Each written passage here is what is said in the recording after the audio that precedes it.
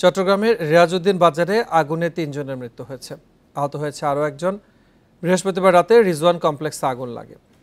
Fire service জানায় রাত ১:৩০টার দিকে মার্কেটের ব্রাদার্স টেলিকম নামের একটি দোকান থেকে এই আগুন লাগে। পরে আগুন আশপাশে ছড়িয়ে পড়ে। খবর পেয়ে ফায়ার সার্ভিসের ৮টি ইউনিট আগুন নেভানোর কাজ শুরু করে। ৪ ঘন্টা পর ভোর ৫:৩০টার দিকে আগুন নিয়ন্ত্রণে আসে, তবে ঘটনাস্থলে মারা যায় একজন। শ্বাস প্রশ্বাস বন্ধ হয়ে আহত ৩ জনকে চট্টগ্রাম মেডিকেল কলেজ হাসপাতালে নেওয়া হলে সেখানে মারা যান আরও ২ জন। বৈদ্যুতিক শর্ট সার্কিট থেকে এই দুর্ঘটনা হতে পারে বলে প্রাথমিকভাবে ধারণা করা হচ্ছে। একটা দোকান বেশি ক্ষতিগ্রস্ত, যে দোকানটা উৎস আর কি, সে ব্রাদার্স টেলিকম, এখান থেকে মূল আগুনের সূত্রপাত, এবং তার আশেপাশে আরো ২-৩টা দোকান ক্ষতিগ্রস্ত, ৩-৪টা দোকান ক্ষতিগ্রস্ত হয়েছে। পানির রিজার্ভার এবং এই আপনার কিছু ভেন্টিলেশন সিস্টেম করার জন্য, এই আপনারাও বোঝেন একটার সাথে আরেকটা লিঙ্ক, একটার সাথে একটা লিঙ্ক, যার জন্য এই ধোয়ার জন্য এখন ঢুকতে পারে না, কারণ ধোয়া বাইরে হওয়ার কোনো রাস্তা নেই। এই মুহূর্তে ঘটনাস্থলে আছেন সহকর্মী অনুপম শীল, যাচ্ছি তার কাছে। অনুপম, সকাল থেকে আপনি আমাদেরকে সর্বশেষ অবস্থান জানাচ্ছিলেন, যারা নিহত হয়েছেন তাদের পরিচয় পাওয়া গেছে কিনা এবং হাসপাতালে যিনি ভর্তি ছিলেন তার আসলে সর্বশেষ শারীরিক অবস্থা কি?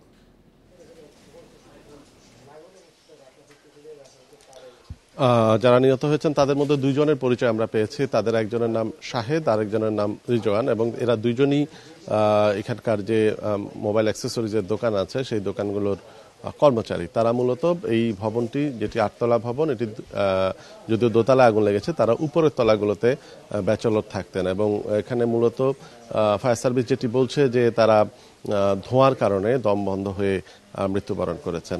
আসলে একটু দেখাতে চাই যে এখানে যে অবস্থা দেখা যাচ্ছে, অর্থাৎ 2টি ভবন পাশাপাশি, এবং এখন এই 9টা বাজে এবং দিনের ঝকঝকে আলো, কিন্তু আপনি নিশ্চয়ই লক্ষ্য করছেন যে এখানে বাইরের রোদ বা বাইরের সূর্যের আলো এই জায়গাগুলোতে এসে পৌঁছায় না। এবং এই পরিস্থিতি রিয়াজউদ্দিন বাজারে কিন্তু অনেকগুলো মার্কেটের এই একদম লাগোয়া, এবং তারা এক মার্কেট আরেকটি মার্কেটের একেবারে গায়ের সাথে লাগানো। এবং এই প্রেক্ষাপটে আসলে বুঝতেই পাচ্ছেন যে এই যে জায়গাটিতে আগুন লেগেছে সেখান থেকে ধোঁয়া বের হওয়ার আসলে ওই অর্থে কোনো সুযোগ নেই, এবং এর ফলে আসলে ধোঁয়ায় দম বন্ধ হয়েই তারা মৃত্যুবরণ করেছেন। আর আহত যিনি আছেন চট্টগ্রাম মেডিকেল কলেজ হাসপাতালে, তার শারীরিক অবস্থাও মোটামুটি স্থিতিশীল, তবে আশঙ্কামুক্ত নয় বলে জানিয়েছে চিকিৎসক। যদিও এখন এই মুহূর্তে এখানে ফায়ার সার্ভিসের কোনো লোকজন নেই, তারা এখান থেকে আগুন নেভানোর পর চলে গেছে। সকাল 5:30টার দিকে মূলত এই আগুনটি নেভানো হয়। এবং দেখতে পাচ্ছেন যেহেতু এখানে পুরো মার্কেটটি বা পুরো এলাকাটি মূলত মোবাইল অ্যাক্সেসরিজ, বিভিন্ন মোবাইল বা মোবাইল সেটের দোকান, স্বভাবতই এটির নিরাপত্তাজনিত একটি বিষয় আছে, সেজন্য আসলে মার্কেটটি এখন বন্ধ করে দেওয়া হয়েছে এবং এখানে নিরাপত্তা জোরদার করা হয়েছে। আরেকটি বিষয় জানিয়ে রাখি যে এরকম দুর্ঘটনা এখানে হরহামেশা ঘটে, এবং তবে মৃত্যু বা এই বিষয়গুলো এই প্রতিবারই আমরা দেখি যে এই ধরনের একটি ঘটনার পরে নানা আলোচনা তৈরি হয়, সেটি নিয়ে তোড়জোড় তৈরি হয়, সংশ্লিষ্ট প্রশাসনের বা যারা অনুমোদনকারী প্রতিষ্ঠান আছে তাদের এক ধরনের আলোচনা তৈরি হয়। কিন্তু বাস্তবতা হচ্ছে এরপর কয়েকদিন পরে কিন্তু আবার যথারীতি আগের অবস্থায় ফেরত যায় সবকিছু। এখানে যারা দোকানদার আছেন, যারা দোকানের কর্মচারী আছেন, তারা বলছেন যে অত্যন্ত আতঙ্কের মধ্যে তারা মূলত এখানে অবস্থান করেন। অনেকটা পেটের দায়ে তারা মূলত এই জায়গাগুলোতে এইভাবে থাকেন। এই যে মার্কেটগুলো আছে সেগুলো আসলে কতটা নিয়ম মেনে তৈরি করা হয়েছে সেটি নিয়েও প্রশ্ন আছে। পাশাপাশি এখানে অগ্নি নির্বাপন ব্যবস্থার ওই অর্থে কোনো ধরনের ব্যবস্থাপনা নেই, এবং এখানে ফায়ার সার্ভিস কর্তৃপক্ষ যেটি বলছে তারা বারবার এখানে একটি ফায়ার রিজার্ভার বানানোর জন্য এই মার্কেট কর্তৃপক্ষকে বা এখানে যে সমস্ত বণিক সমিতি আছে তাদেরকে অনুরোধ করেছেন, কিন্তু এখনো পর্যন্ত সেটির কোনো পজিটিভ কোনো ফলাফল পাওয়া যায়নি। সবকিছু মিলিয়ে একটি মহা বিপদের মধ্যে, সংকটের মধ্যে এখানকার ব্যবসায়ীরা আছেন, এই মার্কেটগুলো আছে, অর্থাৎ এখানে যারা ক্রেতারা আছেন তারাও কিন্তু যে কোনো সময় যে কোনো ধরনের বিপদে পড়তে পারেন, এরকম একটি বিষয় এখানে রয়েছে। চট্টগ্রাম থেকে জানাচ্ছিলেন সহকর্মী অনুপম শীল। বিয়ের নামে চীনে পাচার হচ্ছে খাগড়াছড়ি রাঙামাটির পাহাড়ি তরুণীরা। গড়ে উঠেছে শক্তিশালী পাচারকারী চক্র, যা পাহাড় থেকে ঢাকা পর্যন্ত বিস্তৃত। এক তরুণের জন্য দালালরা নেয় 15 থেকে 20 লাখ টাকা। বহু বছর এক সন্তান নীতি কার্যকর থাকায় চীনে বিয়ের পাত্র সংকট, তাই চেহারা ও খাদ্যাভ্যাসে মিল থাকায় বাংলাদেশের পাহাড়ি মেয়েরা চীনে সমাদৃত। পার্বত্য জেলা খাগড়াছড়ির প্রত্যন্ত অঞ্চল পানছড়ি। এই বাড়ির 15 বছরের এক উপজাতি কিশোরী হঠাৎ নিখোঁজ। দুশ্চিন্তায় তার পরিবার।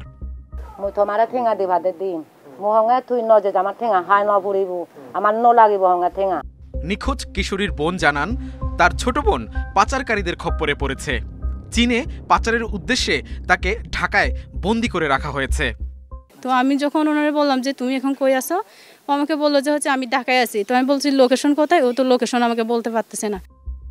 অভিযোগ পেয়ে পুলিশ ঢাকার উত্তরার এই বাড়ি থেকে কিশোরীকে উদ্ধার করে, গ্রেফতার করে পাচার চক্রের অন্যতম সুমি চাকমা ও চাইনিজ নাগরিক শাও সোহকে। এই কিশোরীকে আইফোন ও নগদ টাকার লোভ দেখিয়ে ঢাকার ফ্ল্যাটে নিয়ে যাওয়া হয়। সেখানে পরিচয় গোপন করে রাখা হয় আরও কয়েকজন কিশোরীকে। ওইখানে গিয়ে আমি জানি যে মানে মেয়ে পাচার করে, ওইগুলা জানছি। তারপরে লুকিয়ে ফোনটা নিয়ে আমার দিদিকে বলে দিছি। এভাবে গত 10 বছরে প্রায় 8000 উপজাতি তরুণী চীনে পাচার হয়েছে বলে তথ্য মিলেছে। ঘটনাগুলো যেন না ঘটে সেই জন্য আমাদেরকে সবাইকে কাজ করতে হবে। এখন আইন শৃঙ্খলা বাহিনী সতর্ক অবস্থানে আছে। আমি মনে করি যে এইটা আস্তে আস্তে এটা কমে যাবে এবং এটা হয়তো আর হবে না। অর্থ ও উন্নত জীবনের আশায় উপজাতি তরুণীরা চীনা নাগরিককে বিয়ে করে প্রতারিত হচ্ছে, জানান চীন ফেরত এই নারী। এক সপ্তাহ না যেতে আমার হাজবেন্ড আমাকে মারধর করে। ওই যে শুনছিলাম ওনার নাকি আগেও একটা বিয়ে হয়েছে, এরপর বলছে গর্ভ ভাড়া দেওয়ার জন্য আমাকে এত টাকা দিবে বলছিল। কত টাকা দিবে বলছে? 8 লাখ। একটি মেয়েকে চীনে নিতে 10 থেকে 20 লাখ টাকা চুক্তি হয়। পাচার চক্রে থাকে কয়েক স্তরের দালাল। আমাকে হচ্ছে ওই একটা মেয়ে যদি দিতে পারি 1 লক্ষ টাকা দিবে বলছে। উপজাতি নারী পাচার রোধে আন্দোলনে নেমেছে ক্ষুদ্র নৃগোষ্ঠী। দ্রুতই কার্যকর পদক্ষেপ নেয়ার দাবি তাদের। বিদেশে নারী পাচার বন্ধ করতে হবে। আইনের খুব যথাযথ প্রয়োগ হচ্ছে না। বিভিন্ন আইনের ফাঁকফোকর দিয়ে যারা এই মানব পাচারের সাথে জড়িত তারা ছাড়া পেয়ে যাচ্ছে, তাতে অন্যরা উৎসাহিত হচ্ছে। এভাবে পাচার হতে থাকলে ক্ষুদ্র নৃগোষ্ঠীরা অস্তিত্ব সংকটে পড়বে বলে আশঙ্কা করছেন বিশেষজ্ঞরা। সবুজ মাহমুদ, ইন্ডিপেন্ডেন্ট নিউজ। আর এনে বিস্তারিত থাকছে আজ রাত 9:30টায় অনুসন্ধানমূলক অনুষ্ঠান তালাশে। জানাবো অন্য খবর। কাগজে কলমে মাত্র 20 কোটি টাকা সম্পদের মালিক এনবিআরের আলোচিত রাজস্ব কর্মকর্তা মতিউর রহমান। এর মধ্যে নগদ টাকা 13 কোটি, কোনো কোম্পানিতে নাকি মালিকানা নেই। মতিউরের আয়কর নথি বিশ্লেষণ করে এসব তথ্য মিলেছে, অথচ সরেজমিন অনুসন্ধানে মিলেছে উল্টো চিত্র। এদিকে মতিউর ও তার পরিবারের বিরুদ্ধে তদন্ত শুরু করেছে এনবিআরের কেন্দ্রীয় গোয়েন্দা সংস্থা সিআইসি ও দুদক। সেগুলো যাতে আমরা এডিআর-এর সম্প্রতি একটি টেলিভিশন সাক্ষাৎকারে কাস্টমস কর্মকর্তা মতিউর রহমান দাবি করেন শেয়ার বাজার থেকে মুনাফা করে বিপুল সম্পদের মালিক হয়েছেন। সবশেষ আয়কর নথিতে শেয়ার বাজারে 82 লাখ টাকা বিনিয়োগের তথ্য দিয়েছেন। নগদ আছে 12 কোটি 97 লাখ টাকা। এছাড়া 50 লাখ টাকার এফডিআর, 3 কোটি টাকার অকৃষি সম্পত্তি এবং একটি মৎস্য খামারকে 50 লাখ টাকা ঋণ দেয়া আছে মতিউরের।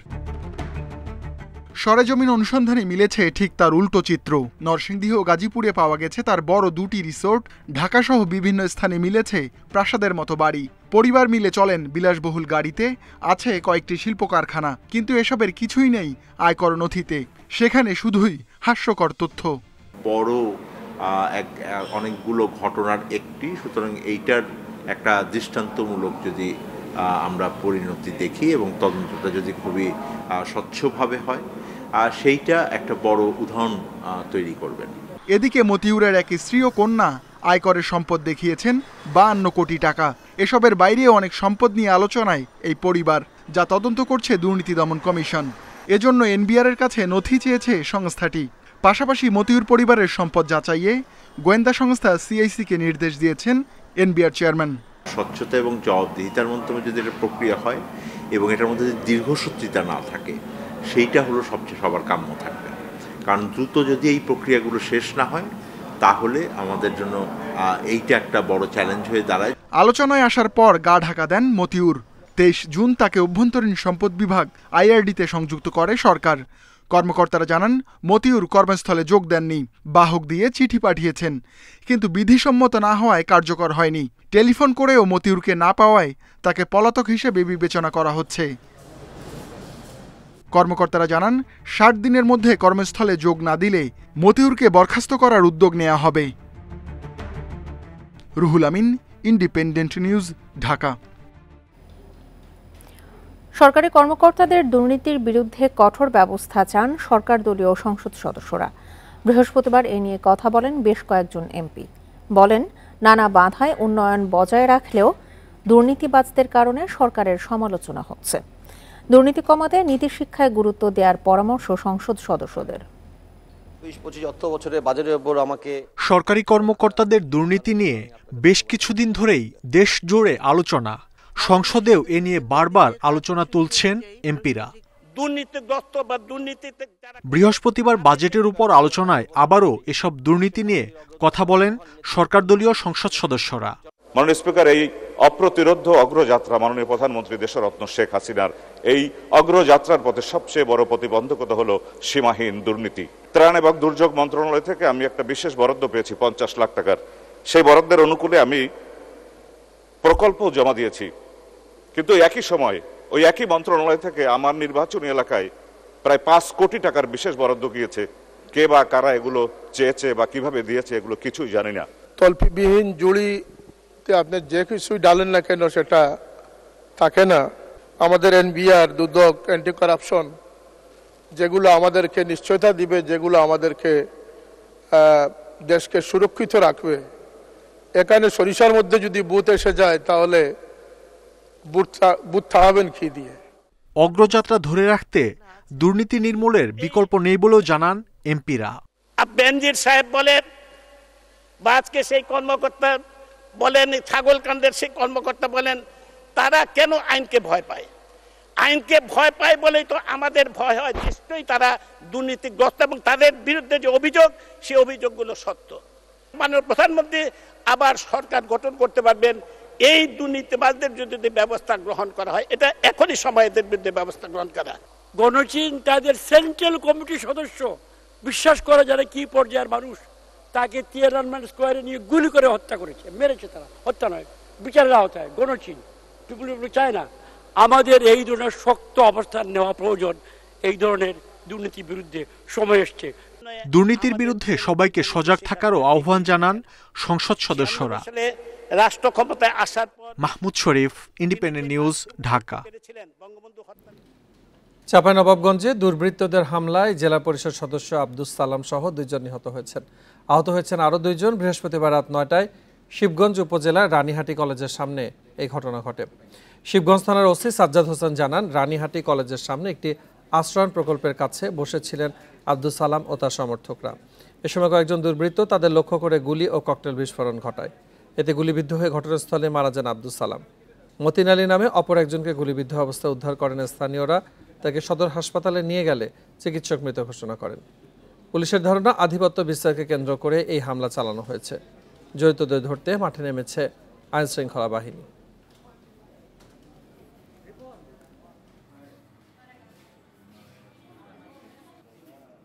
কি কারণে এই ঘটনাটা ঘটলো? কারণ এলাকার পরিস্থিতি শান্ত, সবকিছু ভালো, আমরা তদন্ত করে দেখছি। 4 জন একটা জায়গায় বসেছিলেন, রাস্তার পাশে অন্ধকারে বসে হয়তো গল্প করতেছিলেন।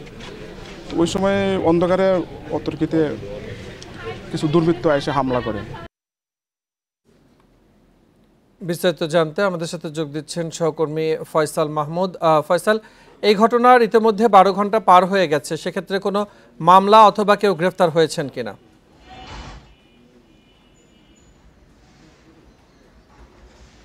দেখুন, ঘটনার পরে আপনি ঠিকই বলছিলেন 12 ঘন্টা পার হয়ে গেছে, কিন্তু এখনো কাউকে গ্রেপ্তার করতে পারেনি পুলিশ। আমরা সকালেও পুলিশের একাধিক কর্মকর্তার সঙ্গে কথা বলেছি। তারা যেটা বলেছেন যে ঘটনার পর আসলে রাতভর এলাকায় পুলিশের নিরাপত্তা জোরদার করা হয়েছিল এবং সেখানে পুলিশ দফায় দফায় অভিযান চালিয়েছেন, কিন্তু এখন পর্যন্ত কাউকে গ্রেপ্তার করা যায়। যে আপনাকে যদি বলি যে জেলা পরিষদের যে সদস্য আব্দুল সালাম মারা গেছেন, তার ভাই বাদী হয়ে মামলা দায়েরের প্রস্তুতি নিচ্ছেন, এমনটাই জানিয়েছেন সদর শিবগঞ্জ থানার ওসি সাজ্জাদ হোসেন। আপনাকে আরো একটু বিষয় বলে রাখি যে চাঁপাইনবাবগঞ্জের শিবগঞ্জ উপজেলার নয়লাভাঙ্গা যে এলাকাতে আসলে এই হত্যাকাণ্ডের ঘটনা ঘটেছে, সেটি আসলে দীর্ঘদিন ধরে একটি বিরোধপূর্ণ এলাকা হিসেবে পরিচিত এবং সন্ত্রাসের জনপদ হিসাবে আখ্যায়িত করা হয় এই এলাকাটিকে। এখানে দুটি পক্ষ রয়েছে, যে দুটি বিবাদমান দ্বন্দ্বে এর আগেও হত্যা, গুম সহ নানান ঘটনা ঘটেছে। এরই জের ধরে আসলে এই ঘটনা ঘটেছে বলে স্থানীয়রা এবং পুলিশের পক্ষ থেকে আমাদেরকে জানানো হয়েছে। আপনি কিন্তু যে জেলা পরিষদের সদস্য মারা গেছেন আব্দুল সালাম, সেই জেলা পরিষদ সদস্য আওয়ামী লীগ নেতা ছিলেন এবং তিনিও একটি পক্ষের নেতৃত্ব দিতেন, আরেকটি পক্ষের নেতৃত্ব দিতেন আশরাফ আলী নামে এক ব্যক্তি। এই দুই ব্যক্তির বিরোধেই আসলে এই আধিপত্য বিস্তারকে কেন্দ্র করে এই ঘটনা ঘটে। আপনাকে যদি বলেছি যে দুইজন মারা গেছেন তাদের মরদেহ উদ্ধার করে পুলিশ এবং রাত 1টার পরে আসলে তাদের মরদেহ চাঁপাইনবাবগঞ্জ সদর হাসপাতালের মর্গে নিয়ে আসা হয় এবং সেখানে ময়নাতদন্ত সম্পন্ন করে পরিবারের সাথে হস্তান্তর করা হবে। আপনাকে আরেকটি বিষয় জানিয়ে রেখে গত রাতেই ঘটনার পরপরই আসলে চাঁপাইনবাবগঞ্জের পুলিশ উপসহ পুলিশের ঊর্ধ্বতন কর্মকর্তারা ঘটনাস্থল পরিদর্শন করেছেন এবং তারা যেটা জানিয়েছেন যে খুব শিগগিরই আসলে দায়ীদের গ্রেপ্তার করা হবে। চাঁপাইনবাবগঞ্জ থেকে জানাচ্ছিলেন সহকর্মী ফয়সাল মাহমুদ। নারায়ণগঞ্জের ফতুল্লায় ইউনিয়ন আওয়ামী লীগের অর্থ সম্পাদক সুরুজ মিয়াকে কুপিয়ে হত্যার অভিযোগ উঠেছে। এ ঘটনায় আরও 3 জন আহত হয়েছেন বলে জানা গেছে। বৃহস্পতিবার দুপুরে ফতুল্লার বুলাইলের আলীপাড়ায় এই ঘটনা ঘটে। নিহতের স্বজনরা জানান, জোহরের নামাজের পর মসজিদ থেকে বাসায় ফিরছিলেন সুরুজ মিয়া। পথে সালু ও হীরা নামে 2 জনের নেতৃত্বে 15 জনের একটি দল ধারালো অস্ত্র দিয়ে কুপিয়ে তাকে আহত করে। পরে সুরুজ মিয়াকে ঢাকা মেডিকেল কলেজ হাসপাতালে নেওয়া হলে চিকিৎসাধীন অবস্থায় তার মৃত্যু হয়। এ ঘটনায় জড়িতদের আইনের আওতায় আনার দাবি করেছেন স্বজনেরা।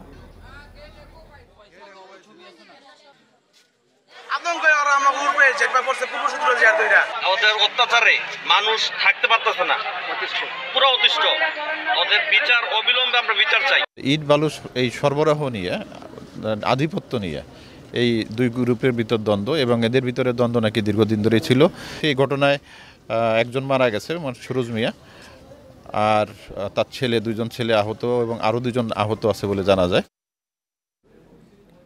বরগুনা 6 উপজেলায় 19 বছর ধরে সেতু সংস্কার বন্ধ। তাই সংস্কারের অভাবে ভেঙে পড়েছে শতাধিক সেতু এবং ঝুঁকিপূর্ণ আরও 200 সেতু। প্রায় ঘটছে দুর্ঘটনা। সম্প্রতি হলদিয়া খালে লোহার সেতু ভেঙে 9 জনের প্রাণহানির পর বিষয়টি আবার আলোচনা আসে। ওই ঘটনার পর সেতু মেরামতের আশ্বাস দিয়েছেন স্থানীয় সংসদ সদস্য। 1998 থেকে 2005 সাল পর্যন্ত বরগুনা 6টি উপজেলায় হালকা যান চলাচল প্রকল্পের আওতায় নির্মাণ করা হয়েছিল প্রায় 300টি লোহার সেতু। স্থানীয় সরকার প্রকল্প অধিদপ্তর LGED এর প্রকল্পটি বন্ধ হয়ে যায় 2005 সালে। এরপর সেতুগুলো আর সংস্কার করা হয়নি। স্থানীয়দের অভিযোগ, নিম্নমানের নির্মাণ সামগ্রী ব্যবহার করায় 15 থেকে 20 বছরের মধ্যেই জেলায় অন্তত 100 লোহার সেতু ভেঙে পড়েছে। বাকিগুলোও এখন ঝুঁকিপূর্ণ। এসব ঝুঁকিপূর্ণ সেতুতে প্রায়ই ছোট বড় দুর্ঘটনা ঘটছে। সবশেষ 22 জুন হলদিয়া খালে ঝুঁকিপূর্ণ লোহার সেতু ভেঙে মাইক্রোবাস খালে পড়ায় প্রাণ যায় 9 জনের। ব্রিজের উপরে আড়াতালে ব্রিজ লড়ে, মানুষজন দেখা যাচ্ছে খাড়াই থাকলে অনুভব করতে পারে যে কি কায়দায় লড়ে। তালি তুলি দিয়া সারে কয়েকদিন চলে, কিন্তু গাড়ি ঘোড়া চলতে পারে না। একটা লোক যে অসুস্থ হয়ে পড়লে যে তাড়াতাড়ি যে এফআর আসবে এরকম কোনো সিস্টেম নাই। 5টা ব্রিজ, একটা ব্রিজও নাই। যাই না, আমরা এইভাবে আছি, ধান বেশি কম দাঁড়ে। তবে এসব নিয়ে ক্যামেরার সামনে কথা বলতে রাজি হননি LGED কর্মকর্তারা। তাদের দাবি, এসব অঞ্চলে অতিরিক্ত লবণাক্ততার কারণে স্বল্প সময়ে সেতুগুলো ঝুঁকিপূর্ণ হয়ে পড়ে। প্রকল্পের মেয়াদ শেষ হয়, নেই সংস্কারের বরাদ্দ। তবে এসব ঝুঁকিপূর্ণ সেতু সংস্কারের উদ্যোগ নেওয়ার আশ্বাস স্থানীয় সংসদ সদস্যের। ব্রিজ আছে কিন্তু ব্রিজ ব্যবহারের উপযোগী না, এটাকে মেরামত করতে হবে, নতুন ব্রিজ করতে হবে। তো আমরা চেষ্টা করব, আমরা যত রকমের দেন দরবার করার সরকারের ঊর্ধ্বতন মহলের সঙ্গে কথা বলা দরকার, এগুলো আমরা বলবো। স্থানীয়রা বলছেন, আর যেন কোনো দুর্ঘটনা না ঘটে সেই উদ্যোগ প্রশাসনকে নিতে হবে। সেজন্য প্রয়োজনীয় সংস্কার না হওয়া পর্যন্ত ঝুঁকিপূর্ণ সেতুগুলো দিয়ে যান চলাচল বন্ধ রাখার পরামর্শ তাদের। Independent news. বিস্তারিত জানাতে বরগুনা থেকে যোগ দিচ্ছেন সহকর্মী আরিফ হোসেন। আরিফ, সংসদ সদস্যের আশ্বাসের পর সেতু সংস্কারে কি চোখে পড়ার মতো কোনো ধরনের অগ্রগতি দেখছেন কিনা?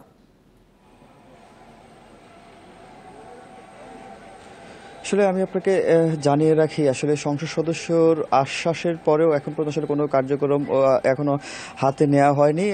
সবশেষ আমি গতকালকেও বরগুনার যে 1 আসনের সংসদ সদস্য গোলাম সরোয়ার টুকু, তাকে আসলে এই বিষয়গুলো বরগুনার ঝুঁকিপূর্ণ সেতুগুলো নিয়ে সংসদেও ওনাকে আমি কথা বলতে দেখেছি। আসলে এখন সময়ের ব্যাপার, আসলে একটা কার্যক্রম হাতে নিতে কিছুটা হলো সময়ের ব্যাপার। তবে আমি এখন যেই সেতুটায় দাঁড়িয়ে আছি, এটা হলো বরগুনার সোনাখালী এলাকা। ঢাকা সোনাখালী এবং ধুপতি এই দুই অঞ্চলকে আসলে সংযোগ করেছে। আমি যদি আপনাকে একটু বলি আসলে এই সেতুটা যে যতটা জরাজীর্ণ এবং ঝুঁকিপূর্ণ এটা কিন্তু স্থানীয়রা নিজ উদ্যোগে মেরামত করে আসলে তারা এখন পর্যন্ত এটা দিয়ে চলাচল করছে। আমি সম্প্রতি কিছুদিন আগেও এখান থেকে এক লোক আসলে ভেঙে নিচে পড়ে আসলে উনি প্রায় দীর্ঘদিন প্রায় 1 মাসেরও অধিক আসলে উনি চিকিৎসা নিয়েছেন।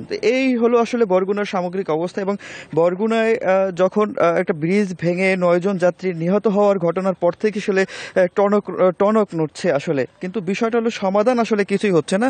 যেই ব্রিজগুলো এখন আমরা ঝুঁকিপূর্ণ প্রশাসন থেকে বলা হচ্ছে এবং আমরাও ঝুঁকিপূর্ণ দেখছি, এলাকার মানুষও বলছে, তো এই ব্রিজগুলো নির্মাণ হয়েছে 15 থেকে 20 বছরের মধ্যে। আসলে এত অল্প সময়ে কিভাবে এই ব্রিজগুলো ঝুঁকিপূর্ণ হয়ে গেল আসলে সেই কোনো সদুত্তর আসলে সংশ্লিষ্ট দপ্তর মানে এলজিডির কাছে আসলে নেই। তো এই ঘটনা ঘটার পরে বরগুনার 2টি আসলে তদন্ত কমিটি গঠন করা হয়েছে। একটি গঠন করা হয়েছে ঢাকার স্থানীয় প্রকৌশলী অধিদপ্তর থেকে, যেটার 3 দিনের সময় ছিল, এবং বরগুনার জেলা প্রশাসক একটি তদন্ত কমিটি গঠন করেছে, যেই তদন্ত কমিটিটার মেয়াদ ছিল 7 দিন। আসলে গত শনিবার রাতে তদন্ত কমিটি গঠন করা হয়েছে, ওই তদন্তটা এখনো চলছে, এখনো ওটার কোনো প্রতিবেদন আসলে আমরা পাইনি। তো এই ঝুঁকিপূর্ণ ব্রিজগুলো দিয়ে মানুষ প্রতিনিয়ত কিন্তু চলাচল করছে, যে কোনো সময় আমরা একটা বড় ধরনের দুর্ঘটনা গত কয়েকদিন আগেই দেখলাম, এবং এখনো আপনি ফুটেজে যেই সেতুটি দেখাচ্ছেন, এইরকম সেতু দিয়ে আসলে মানুষ কিভাবে পারাপার হতে পারে এবং কেন সেটি বন্ধ রাখতে ব্যবস্থা নেওয়া হচ্ছে না, সে ব্যাপারে স্থানীয় প্রশাসনের কোনো বক্তব্য পেয়েছেন কিনা? আসলে স্থানীয় প্রশাসনের এখন পর্যন্ত সে ধরনের স্পষ্ট যে আমি আশপাশে এখন এটা ঝুঁকিপূর্ণ ঘোষণা করা বা কোনো ধরনের পরিচালনা করা, কোনো ধরনের সাইনবোর্ড দিয়ে বিজ্ঞপ্তি টানানো আসলে কোনো ধরনের ব্যবস্থাই কিন্তু আসলে নেই। আসলে সর্বোপরি এক কথা যে প্রশাসন কিন্তু আসলে নেই। আসলে সর্বোপরি এক কথা যে প্রশাসন কোনো দুর্ঘটনা ঘটলে নড়ে চড়ে বসে, কিন্তু আসলে বাস্তবে তাদের যে আন্তরিকতার ঘাটতি রয়েছে, তাদের দায়িত্ব অবহেলা রয়েছে, এসব কারণেই মূলত এই দুর্ঘটনাগুলো অহরহ ঘটছে। বরগুনা থেকে জানাচ্ছিলেন সহকর্মী আরিফ হোসেন। বিমান বাংলাদেশ এয়ারলাইন্সের -8 উড়োজাহাজ কলকাতা থেকে ঢাকার উদ্দেশ্যে রওনা হওয়ার পরপরই তেল লিক ও ইঞ্জিন বিকল হয়। বৃহস্পতিবার সকাল 8:45টার দিকে এই ঘটনা ঘটে। এরপরও ফ্লাইটটিকে ক্যাপ্টেন মঈন কলকাতা থেকে ঢাকার শাহজালাল আন্তর্জাতিক বিমানবন্দরে নিয়ে আসেন। জানা যায়, কলকাতার নেতাজি সুভাষচন্দ্র বসু আন্তর্জাতিক বিমানবন্দর থেকে ফ্লাইটটি ঢাকার হজরত শাহজালাল আন্তর্জাতিক বিমানবন্দরের উদ্দেশ্যে যাত্রা করে। রওনা হওয়ার পরই পাইলট বিমানের দ্বিতীয় ইঞ্জিন বিকল তা বুঝতে পারেন। এরপর ক্যাপ্টেন প্রথম ইঞ্জিনের সহায়তায় ঝুঁকিপূর্ণভাবে উড়োজাহাজটি চালিয়ে নিরাপদে ঢাকায় অবতরণ করেন।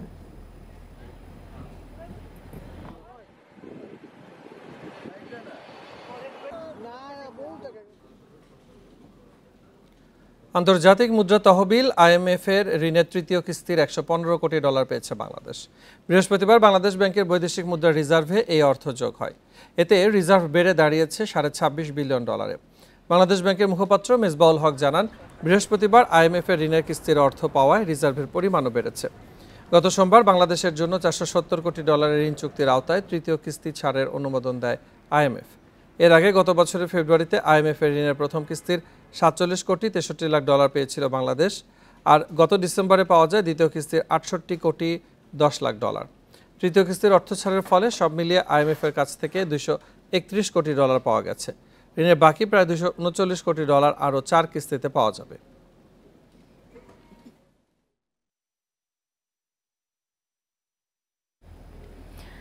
দেশের অর্থনীতি এখনও নানা চ্যালেঞ্জ মোকাবেলা করলেও আগামী 2025 সালে দেশে মূল্যস্ফীতি 8% নেমে আসবে। তবে জিডিপি প্রবৃদ্ধি 2025 সালে কিছুটা কমে হবে 5.7%। বৃহস্পতিবার রাজধানীর এক হোটেলে মাস্টার কার্ড ইকোনমিক্স ইনস্টিটিউটের এক প্রতিবেদনে আরও বলা হয়, আগামী বছর থেকে সংকট কমবে বৈশ্বিক অর্থনীতিতে। ডলার বাজার স্থিতিশীল করতে ক্রলিং পেগ চালু করলেও আগামীতে ডলারের মূল্য বাজারের উপর ছেড়ে দিতে হবে বলে প্রতিবেদনে উঠে আসে। এ সময় মাস্টার কার্ডের এশিয়া প্যাসিফিকের প্রধান অর্থনীতিবিদ ডেভিড ম্যান বলেন, বিশ্বের সাথে তাল রেখে আগামীতে বাংলাদেশকেও ক্যাশলেস সোসাইটির দিকে যাওয়ার ওপর গুরুত্ব দিতে হবে।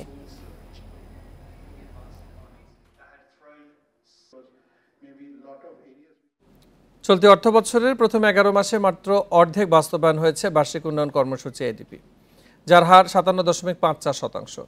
এটি গত 4 বছরের মধ্যে সর্বনিম্ন। বুধবার পরিকল্পনা মন্ত্রণালয়ের বাস্তবায়ন, পরিবীক্ষণ ও মূল্যায়ন বিভাগের হালনাগাদ প্রতিবেদনে এই তথ্য প্রকাশ করা হয়েছে। চলতি অর্থবছরের এডিপিতে 1647 প্রকল্পের বিপরীতে বরাদ্দ রয়েছে 2,54,391 কোটি টাকা। প্রথম 11 মাসে 58 মন্ত্রণালয় ও বিভাগের তত্ত্বাবধানে থাকা এসব প্রকল্পের বিপরীতে খরচ হয়েছে 1,46,375 কোটি 50 লাখ টাকা। 10 মাসে এডিপি বাস্তবায়নে এগিয়ে রয়েছে দুর্নীতি দমন কমিশন, তাদের বাস্তবায়নের হার 96.85%। অপরদিকে এডিপি বাস্তবায়নের সব থেকে পিছিয়ে নির্বাচন কমিশন। সাংবিধানিক এই সংস্থার 11 মাসে বাস্তবায়ন মাত্র 30.3%। অর্থাৎ 600 কোটি 91 লাখ টাকা বরাদ্দের মধ্যে ইসি এই সময় খরচ করেছে মাত্র 180 কোটি টাকা।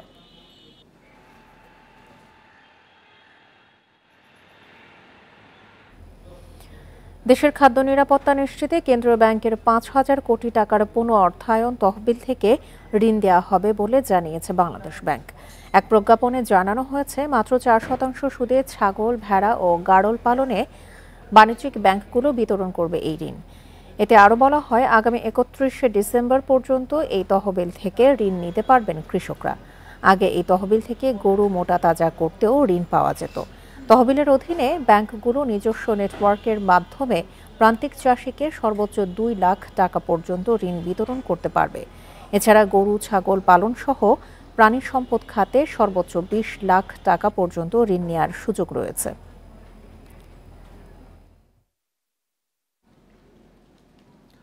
অর্থনীতিকে চাঙা ও কর্মসংস্থান বাড়াতে এসএমইতে ঋণ ও নীতি সহায়তা বাড়ানোর তাগিদ দিয়েছেন অর্থনীতিবিদরা।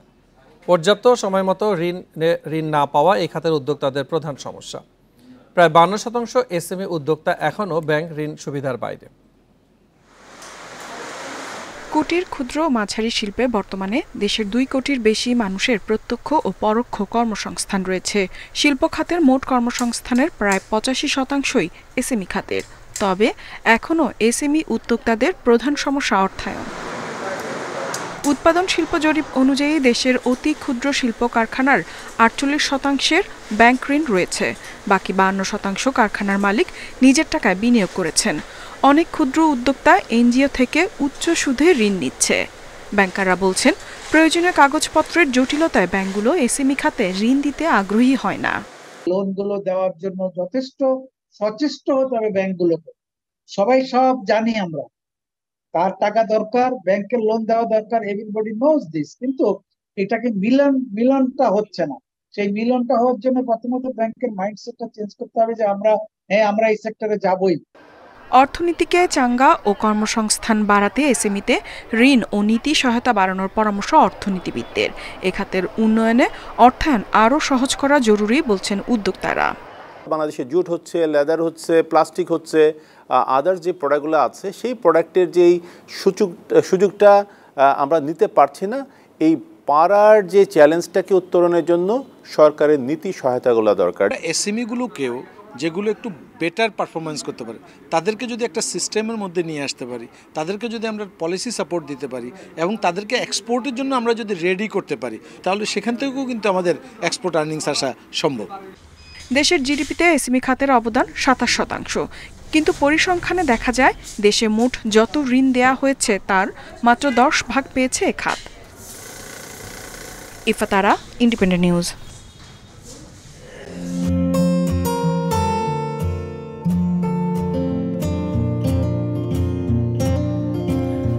মিঠা পানের মাঝে এবার চীনকে সরিয়ে তৃতীয় থেকে দ্বিতীয় স্থানে উঠে এলো বাংলাদেশ।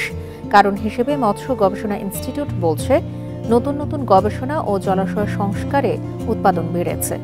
তবে এই অবস্থান ধরে রাখতে এসেছে উন্মুক্ত জলাশয়ে গুরুত্ব বাড়ানোর পরামর্শ। গত বছরে 48 লাখ টনের 32 লাখ টনই চাষের, আর উন্মুক্ত জলাশয় থেকে এসেছে 13 লাখ টন।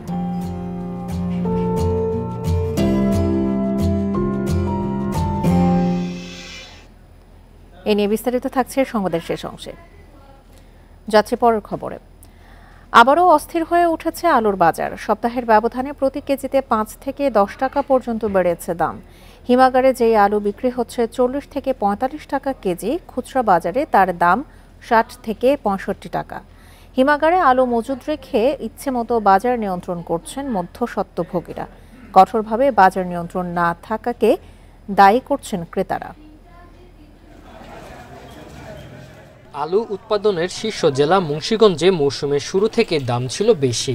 গত বছর জমিতে 10 থেকে 12 টাকায় আলু বিক্রি হলেও এবার তা হয়েছে 28 থেকে 30 টাকায়। বৈরী আবহাওয়ার কারণে উৎপাদন কম ও খরচ বেশি হয় দাম বেড়েছে বলে দাবি কৃষক ও হিমাগার মালিকদের। আলু একবার রোপণ করেছিল, পরবর্তীতে আবার বৃষ্টিতে নষ্ট হয়ে গেছে। দ্বিতীয় শীর্ষ উৎপাদনকারী জেলা জয়পুরহাটে এবার 38,950 হেক্টর জমিতে পাওয়া যায় 8 লাখ মেট্রিক টন আলু। জমিতে এসব আলু 20 থেকে 25 টাকা কেজিতে সংগ্রহ করে মৌসুমি ব্যবসায়ীরা। মজুতের পর একই আলু এখন হিমাগার থেকে বিক্রি হচ্ছে প্রতি কেজি 45 টাকায়, আর খুচরা বাজারে তা 65 টাকা। স্টিক বেচতেছে 55, গুটি বেচতেছে 65। এই জন্য আমাদের বেচা বিক্রি খুব কম। আলুর দাম কম থাকলে আমাদের যে লাভ, বেশি থাকলে আমাদের এই লাভ। সাধারণ ক্রেতারা আসে অনেক অভিযোগ করতেছে, কিন্তু আমাদের অভিযোগ করে আমাদের কোনো কিছু করতে পারতেছে না। নীলফামারীতে প্রতি কেজিতে বেড়েছে 5 থেকে 10 টাকা পর্যন্ত, আর খুচরাতে তা বিক্রি হচ্ছে 50 থেকে 60 টাকায়। একই অবস্থা পাবনা ও ঠাকুরগাঁয়ের বাজারে। ওখানে তো বিক্রি হয় 47-48, গাড়ি ভাড়া দিয়ে এখানে আসতেও 49 টাকা আমরা বিক্রি করি। সিন্ডিকেট বলতে বাজারে এখন চলতেছে, এরা স্টোরে মাল চাইলে স্টোরে মাল পাচ্ছি না, বেচার মতো লোক থাকে না, এই জন্য আলুর দামটা। আলু মজুতের বড় অংশই থাকে ব্যবসায়ীদের হাতে, আর বাজার তদারকি না থাকায় সুযোগ নিচ্ছেন তারা, অভিযোগ ক্রেতাদের। তবে আলুর ঊর্ধ্বমুখী বাজার নিয়ন্ত্রণে কাজ করার কথা জানিয়েছেন কর্মকর্তারা। আলুর বাজার যাতে ঊর্ধ্বমুখী না হয় সেজন্য আমরা বাজার মনিটরিং অব্যাহত রেখেছি, এবং আলুর যারা হিমাগারে যারা কাজ করেন তাদের যাতে হচ্ছে কোনো সংকট সৃষ্টি না হয় সে ব্যাপারে আমরা তাদেরকে অবহিত করেছি। সপ্তাহের ব্যবধানে বগুড়াতে প্রতি কেজিতে 5 টাকা বেড়ে বিক্রি হচ্ছে 62 থেকে 65 টাকা। এখনও বগুড়া সহ আশেপাশের 8 জেলার 42টি হিমাগারে আলু মজুত আছে 3,34,000 মেট্রিক টন। তানজিল হাসনাত, ইন্ডিপেন্ডেন্ট নিউজ। আবারও আলুসহ নিত্যপণ্যের বাজার নিয়ে ঢাকা ও রাজশাহী থেকে যোগ দিচ্ছেন আমাদের সহকর্মীরা। এই মুহূর্তে আমরা শুরুতেই যাচ্ছি রাজধানীর কারওয়ান বাজারে, সেখান থেকে যোগ দিচ্ছেন আমাদের সহকর্মী শাহিদ আহমেদ। শাহিদ, আলুসহ অন্যান্য নিত্যপণ্যের দাম কেমন দেখছেন? আর যেমনটা আমরা শুনছি যে প্রান্তিক চাষি থেকে ভোক্তা পর্যন্ত আলু পৌঁছতে অনেকটা দাম বেড়ে যায়, এর পেছনে মধ্যস্বত্বভোগীদের দায়ী করা হচ্ছে, মূল কারণটা আসলে কি?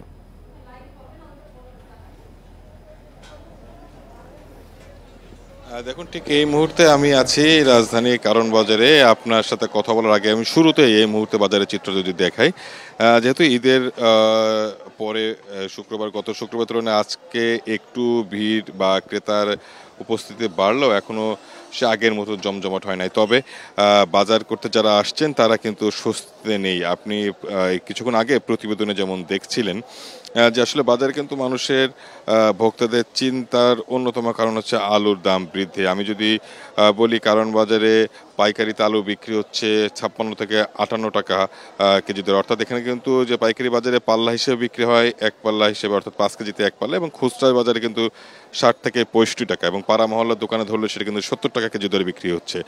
আলু কেন বাড়তি দাম সেই বিষয়ে এখানে যারা আড়তদার, যারা পাইকার আছে তারা বলছে হিমাগার থেকে তাদেরকে সরবরাহ কম দিচ্ছে, পাশাপাশি পরিবহন খরচকে দুষছেন।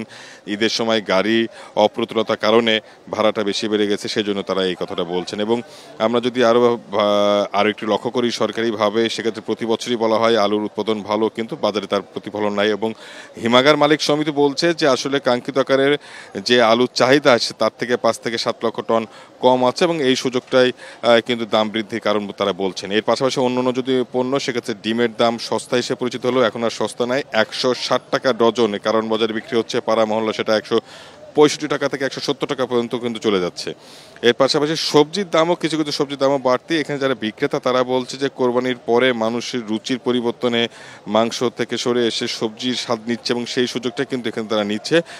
করলা প্রতি কেজি বিক্রি হচ্ছে 100 টাকা কেজি দরে, কাঁচামরিচ 200 টাকা কেজি দরে, এবং লাউ প্রতিটি 100 টাকার উপরে বিক্রি হচ্ছে। এর পাশাপাশি পেঁয়াজের বিষয়টা, পেঁয়াজ হচ্ছে প্রতি কেজি বিক্রি হচ্ছে 100 টাকা কেজি দরে, যেটা গত সপ্তাহে ছিল 90 টাকা। ব্রয়লার মুরগি 170 টাকা, যদি একটু নাগালে আছে। আর আরেক কথা যদি বলা হয়, সারা বাংলাদেশে যে আলুর উৎপাদন, কৃষি বিপণন তথ্য মতে তারা যেটা বলছে আলুর চাহিদা বছরে 90 লাখ মেট্রিক টন, কিন্তু কৃষি সম্প্রসারণ অধিদপ্তর বলছে তাদের তথ্য অনুযায়ী আলুর চাহিদা 1,10,00,000 মেট্রিক টন। অর্থাৎ সরকারি দপ্তর মধ্যেই কিন্তু আসলে তথ্যের গরমিল। সেক্ষেত্রে আসলে কতটুকু চাহিদা কতটুকু পূরণ করা যাচ্ছে সেই বিষয়ে কিন্তু যথেষ্ট সন্দিহান রয়েছে, এমনটাই মতামত যারা কৃষি বিশেষজ্ঞ, কৃষি অর্থনীতিবিদ। তারা বলছে যে আসলে এই বাজারটা নিয়ন্ত্রণ করার জন্য পণ্যের সঠিক উৎপাদন, চাহিদা, যোগান নিরূপণের জন্য সরকারি সঠিক তথ্যের উপরে জোর দিতে বলছে। মূলত এই ছিল রাজধানীর বাজার থেকে পরিস্থিতি থেকে সবশেষ। শাহিদ, এবার আপনি আমাদের সঙ্গে থাকুন। এইবার আমাদের সঙ্গে রাজশাহী থেকে যোগ দিচ্ছেন আমাদের সহকর্মী মোস্তাফিজুর রহমান। মোস্তাফিজুর, রাজশাহীতে বাজার দর কেমন দেখছেন? প্রতি বছরই আমরা কোনো না কোনো সবজির উপর দিয়ে যেন দেখি যে দামের ঝড় বয়ে যাচ্ছে। সেক্ষেত্রে আলুর যে বিষয়টা এসেছে, এই আলুর দাম তদারকিতে বাজার নিয়ন্ত্রণে কোনো কঠোর পদক্ষেপ দেখছেন কিনা সেখানে?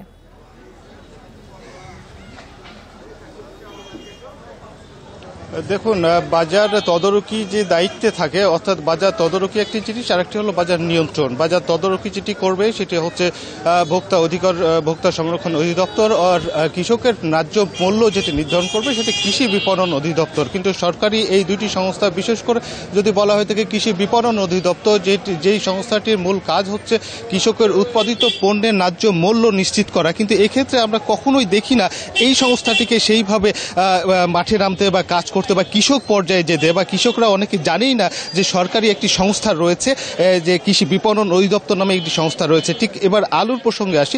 আলুর উৎপাদন খরচ থেকে সংরক্ষণে খরচ সব কিছু মিলিয়ে যদি বলা হয়ে থাকে, তাহলে উত্তরাঞ্চলে সর্বোচ্চ 1 কেজি আলুর জন্য একজন কৃষকের খরচ পড়ে থাকে 27 থেকে 28 টাকা। কিন্তু এখন বাজার মূল্য রয়েছে, গেল সপ্তাহে আমরা দেখেছি যে আলু বিক্রি হচ্ছে 60 টাকা, আজকে বিক্রি হচ্ছে 55 টাকা। যদিও এখানে বারবার কিন্তু একটি প্রসঙ্গ আসছে যে 60 টাকা বা 55 টাকা অথবা 50 টাকা কেজি আলু, এটি কিন্তু বরাবরই বা এখানে যে কৃষকরা যে এই দামটি পাচ্ছে এমনটা নয়। তাহলে কে পাচ্ছে? এখানে যে মধ্যস্বত্বভোগী রয়েছে, যে এখানে যে ফরিয়া ব্যবসায়ী রয়েছে, তাদের কিন্তু এই পকেটে টাকাটা চলে যাচ্ছে, এবং তাদের যে একটি সিন্ডিকেট রয়েছে, এই সিন্ডিকেটটাই মূলত আলুর যে বাজার সেটি কিন্তু নিয়ন্ত্রণ করে থাকে। অর্থাৎ তারা তাদের ইচ্ছে মতো তারা বাজারে সাপ্লাই দিচ্ছে, এবং ঠিক তাদের মতো করে আবার কিন্তু কৃত্রিম সংকট একটি সৃষ্টি করছে, যে আলুর দামটি আবারও তারা বাড়াই দিচ্ছে। ঠিক এইভাবে যখন সিন্ডিকেটগুলো কাজ করে থাকে, স্বাভাবিকভাবেই কিন্তু বাজার যারা খুচরো ব্যবসায়ী রয়েছেন বা এখানে যারা পাইকারি ব্যবসায়ী রয়েছেন, ঠিক তারা এই সিন্ডিকেটের কাছে অনেকটা বলা যেতে পারে যে তারা জিম্মি, অর্থাৎ সিন্ডিকেট তাদের ইচ্ছে মতো বাজারটি নিয়ন্ত্রণ করে থাকে। এখন প্রসঙ্গ হচ্ছে সরকারি যে সংস্থাগুলো রয়েছে, যে দপ্তরগুলো রয়েছে, তাদের যদি সঠিক কার্যক্রম পরিলক্ষিত হতো, তাহলে হয়তো বাজার এই পাগলা ঘোড়ার মতো করে লাফাতো না, অর্থাৎ স্থিতিশীল থাকতো, এবং বাজার সাধারণ যারা জনগণ রয়েছেন তাদের ক্রয় ক্ষমতার মধ্যে রাখতো, অর্থাৎ বাজার নিয়ন্ত্রণে থাকতো। বারবারই কিন্তু একটি প্রসঙ্গ আসছে যে এখানে যারা সাধারণ মানুষ রয়েছেন তারা বলছেন সরকারি সংস্থার নজরদারি বৃদ্ধি করা। মোস্তাফিজুর, আপনি আমাদের সঙ্গেই থাকুন। এই মুহূর্তে আমাদের সঙ্গে মুন্সিগঞ্জ থেকে যোগ দিয়েছেন আমাদের সহকর্মী জিতু রায়। জিতু, মুন্সিগঞ্জে বাজারের পরিস্থিতি কেমন দেখছেন? নিত্যপণ্যের বাজারের আলুর কি অবস্থা? দেখুন, আমরা সকাল থেকে যেটি বলার চেষ্টা করেছিলাম, মুন্সিগঞ্জে আলুর বাজারে অনিয়ন্ত্রিতভাবে যেভাবে দাম বেড়ে যাচ্ছে সেটি অপ্রত্যাশিত। প্রশাসনিক ব্যবস্থাপনা, সুষ্ঠু ব্যবস্থাপনার অভাবে কিন্তু এটি ঘটছে বলে মনে করছেন বিক্রেতারা। কেননা মুন্সিগঞ্জ আলু উৎপাদনের শীর্ষ জেলা হওয়া সত্ত্বেও এই জেলার মানুষকে এই মুহূর্তে এই মুন্সিগঞ্জ সদর উপজেলার এই প্রধান বাজার থেকে 60 টাকা কেজি দরে আলু কিনতে হচ্ছে। বিক্রেতারা বলছেন, এবং যারা হিমাগার মালিক রয়েছেন তারা যেটি বলছেন যে তাদের উৎপাদন, তাদের খরচ বেশি হওয়ার কারণে এই ব্যয়টি বৃদ্ধি পাওয়ার কারণে তাদেরকে ঊর্ধ্ব মূল্যে বিক্রি করতে হচ্ছে। কিন্তু দেখুন, মুন্সিগঞ্জের আলু উৎপাদনের পরপরই কৃষকদের কিন্তু হিমাগারে আনা পর্যন্ত এইটুকুই যে পরিবহন ব্যয়, সেটি অন্যান্য জেলায় যেরকম পরিবহন ব্যয় বা হিমাগারে রাখতে হয় সেই ব্যয়টি করতে হয়, সেটি কিন্তু মুন্সিগঞ্জের পরিবহন ব্যয়টি নেই। তারপরেও কিন্তু পরিবহন ব্যয়ের অজুহাতে কিন্তু দিনের পর দিন এই ব্যয়টি কিন্তু বা আলুর দাম কিন্তু ক্রমাগত বৃদ্ধি পাচ্ছে। আর এই বৃদ্ধি পাবার পরিস্থিতিতে এমন অবস্থায় পৌঁছে গিয়েছে যে 60 টাকা কেজি দরে। আর এই মুহূর্তে যদি হাল ধরা না হয় তাহলে কিন্তু এই ব্যয়টি গত বছরের মতো ছাড়িয়ে দেবে 65 টাকার ওপরে। আর প্রশাসনিক দপ্তরগুলোর সঙ্গে আমরা কথা বলবার চেষ্টা করেছি, তাদের সঙ্গে জানবার চেষ্টা করেছি যে তারা এই মুহূর্তে কোনো ব্যবস্থাপনার সাথে যুক্ত হচ্ছেন কিনা বা কোনো অভিযান পরিচালনা করছে কিনা। আপনাদের নিশ্চয়ই মনে আছে গত বছর মুন্সিগঞ্জ হিমাগারগুলোতে মৌসুমের শেষের দিকে অভিযান পরিচালনা করে যেটি লক্ষ্য করা গেছিল যে মজুদ থাকা সত্ত্বেও কিন্তু তারা কিন্তু অধিক মূল্যে বিক্রি করছিলেন। তো এখন বিক্রেতা যারা বলছেন তারা দোষছেন কৃষকদের বা হিমাগার মালিকরা উভয় পক্ষকে দোষে যাচ্ছেন। তো এই মুহূর্তে যেটি সর্বশেষ অবস্থা মুন্সিগঞ্জের আলুর বাজারে, এই মুহূর্তে দরকার প্রশাসনিক সুষ্ঠু ব্যবস্থাপনা, তবেই দামটি নিয়ন্ত্রণে আসবে বলে মনে করছে সাধারণ ক্রেতারা। নিত্যপণ্যের বাজার নিয়ে জানাচ্ছিলেন আমাদের সহকর্মীরা। বিশ্বে মিঠা পানির মাছ উৎপাদনে চীনকে সরিয়ে দ্বিতীয় অবস্থানে উঠে এসেছে বাংলাদেশ। এর আগের অবস্থান ছিল তৃতীয়, তালিকায় শীর্ষে রয়েছে ভারত। অবস্থান ধরে রাখার পাশাপাশি মাছের গুণগত মান নিশ্চিতের পরামর্শ মৎস্য বিজ্ঞানীদের। উন্মুক্ত জলাশয়ে কই, পুঁটি, ট্যাংরা সহ নানা প্রজাতির মাছ ধরতে ব্যস্ত আব্দুর রহমান। গেল 2-3 বছরে উৎপাদন বাড়ায় তার মতো অনেকেই মাছ ধরে বিক্রি করছেন। এই বছর মাছ একটা বেশি হইছে, গোড়া মাছটা বেশি হয়েছে। জাতিসংঘের খাদ্য কৃষি বিষয়ক সংস্থা FAO-র সাম্প্রতিক প্রতিবেদন অনুসারে মিঠা পানির মাছ আহরণে বিশ্বে তৃতীয় থেকে দ্বিতীয় অবস্থানে এসেছে বাংলাদেশ। মৎস্য বিজ্ঞানীরা বলছেন, অবস্থান ধরে রাখতে উন্মুক্ত জলাশয়ে মাছ উৎপাদনে সরকারের নজরদারি বাড়াতে হবে, নিশ্চিত করতে হবে গুণগত মান। স্বাদুপানি মৎস্য উৎপাদনে আমরা এখন সারপ্লাস প্রোডাকশন আমাদের অনেকটুকু। এই সারপ্লাস প্রোডাকশনটিকে সেফ বা ইন্টারন্যাশনাল স্ট্যান্ডার্ডে নিয়ে যেতে পারলে অতিরিক্ত মৎস্য আমরা দেশের বাইরেও রপ্তানি করতে পারবো। ইলিশের মতো সারা দেশেই অন্যান্য মাছের প্রজনন মৌসুমে আপনার যাতে করে মানুষ ছোট মাছ ধরতে না পারে, মা মাছ বা পিতা মাছ অর্থাৎ যেগুলোকে আমরা ব্রোড মাছ বলি, সেগুলো যাতে ধ্বংস না করতে পারে, সেজন্য প্রয়োজনীয় পদক্ষেপ গ্রহণ করতে হবে। মৎস্য গবেষণা ইনস্টিটিউট বলছে, নতুন নতুন গবেষণা এবং জলাশয় সংস্কারের উদ্যোগে মাছের উৎপাদন বেড়েছে। মাছ চাষের যে ম্যানেজমেন্ট যে আর কি, ইলিশ থেকে শুরু করে সামুদ্রিক মাছের ব্যান্ডিং পিরিয়ড, বিভিন্ন ধরনের যে আছে, এইসব কারণে তো মাছের উৎপাদন বাড়ছে। গত বছর দেশে মোট উৎপাদিত 48 লাখ টন মাছের মধ্যে 32 লাখ টন চাষে, আর উন্মুক্ত জলাশয়ের মাছ 13 লাখ টন। বাকি মাছ আসে সামুদ্রিক উৎস থেকে। Independent news. বন্যার পানি নামলেও সিলেট, সুনামগঞ্জ ও মৌলভীবাজারে এখনও বিপাকে প্রায় 11 লাখ মানুষ। দুর্গত এলাকায় খাবার ও বিশুদ্ধ পানির সংকটের পাশাপাশি ছড়াচ্ছে পানিবাহিত নানা রোগ। মৌলভীবাজারের কুলাউড়া, জুড়ি ও বড়লেখা সহ 5 উপজেলার পানি নামছে ধীরগতিতে। হাওড়াঞ্চলের বাড়িঘরে পানি থাকায় এখনও আশ্রয়কেন্দ্রে আছেন প্রায় 7,500 মানুষ। পাহাড়ি ঢল ও বৃষ্টি কমায় সিলেটের সব উপজেলা থেকেই নামতে শুরু করেছে পানি। তবে এখনও সিলেট নগরী ও 12টি উপজেলা মিলিয়ে প্রায় 7 লাখ মানুষ বন্যা কবলিত। বিভিন্ন আশ্রয়কেন্দ্রে আছেন 12,000-এর বেশি। পরিস্থিতি মোকাবিলায় ত্রাণ সহায়তা, মেডিকেল ক্যাম্প সহ জরুরি সেবা অব্যাহত রেখেছে প্রশাসন। সুনামগঞ্জের তাহিরপুর, বিশম্ভরপুর, দোয়ারা বাজার, শান্তিগঞ্জ ও ছাতকে অন্তত লক্ষাধিক মানুষ এখনও পানিবন্দী।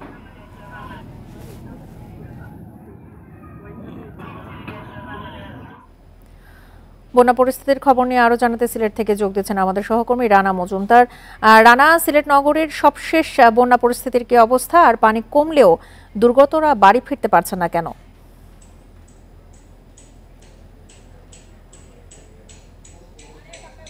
দেখুন, নগরীর যে বন্যা পরিস্থিতি সেটি সম্পর্কে যদি বলতে হয় তাহলে আসলে নগরীর মোটামুটি সব কয়টি এলাকা থেকেই কিন্তু পানি ইতিমধ্যে কমে গিয়েছে।